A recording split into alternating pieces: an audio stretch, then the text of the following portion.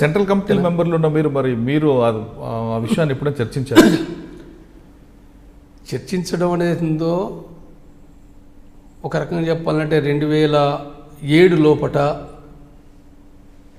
ఆ రోజు పూర్తిగా ఈ స్థాయిలో కాదు, కానీ సమాజంలో జరుగుతున్న మార్పులపైన కొంత చర్చ స్టార్ట్ అయింది. అది వివిధ రాష్ట్రాల్లో, అది పంజాబ్ కావచ్చు లేదా వేరు వేరు రాష్ట్రాల్లో కూడా చర్చ సందర్భంగా స్టార్ట్ అయింది. అది అక్కడికి సమాప్తం అయిపోయింది. ఆ చర్చ ముందుకు పోలే కాదు, ఒక రకంగా ఎంసీసీ కలవడం ద్వారా ఒక ప్రయోజనం ఉన్నది. అది పీపుల్స్ వార్ తోటి ఎంసీసీ కలవడం ద్వారా పార్టీ యొక్క శక్తి పెరిగింది. అది దేశవ్యాప్తంగా పార్టీ ఇంకా పెరిగింది.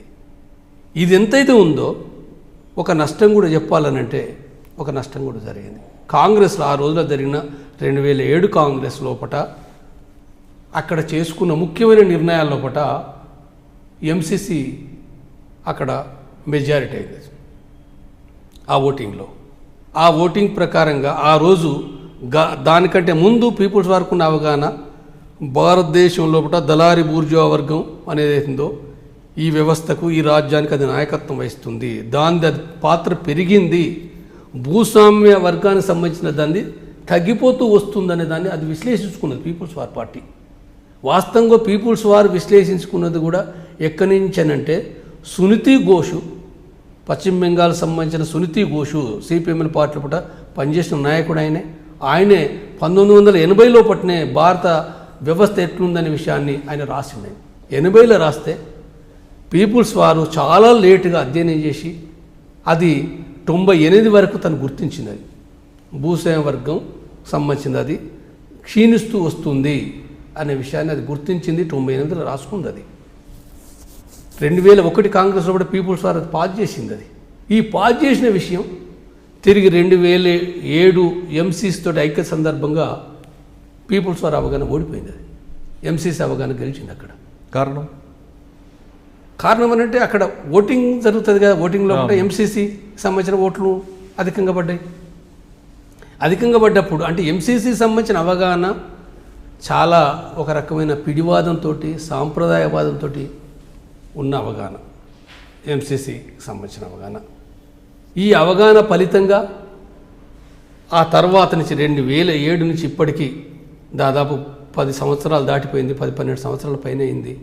దీంట్లో కూడా సామాజిక విశ్లేషణ సంబంధించి ఏ ఒక్కటి కూడా లేదు. ఇవాళ సమాజం మారుతుంది, అది నిరంతరం మారుతున్న దాన్ని కూడా ఏంటంటే విశ్లేషించుకోలేని ఒక దుస్థితి ఇవాళ సిపిఐ మావోయిస్ట్ పార్టీకి ఉంది. ఈ ఒక్క విషయంగా వేరు విషయాల లోపల కూడా ఇవాళ మావోయిస్టు పార్టీ లోపల పిడివాదం, సాంప్రదాయవాదం అనేది పెరిగింది.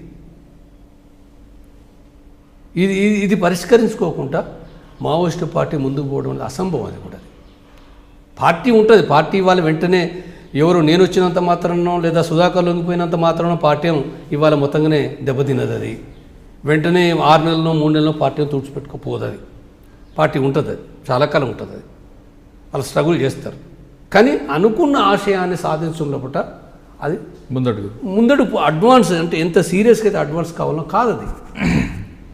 For more videos, subscribe to iDream. And loads of fun entertainment and content, do watch iDreams. Do subscribe iDream Media. దయచేసి iDreams మీరు సబ్స్క్రైబ్ చేయాల్సిందిగా నేను కోరుతున్నాను. I am Dr. Nayak, DT Nayak. For more videos, please subscribe to iDream. Please subscribe iDream News. Please subscribe iDream.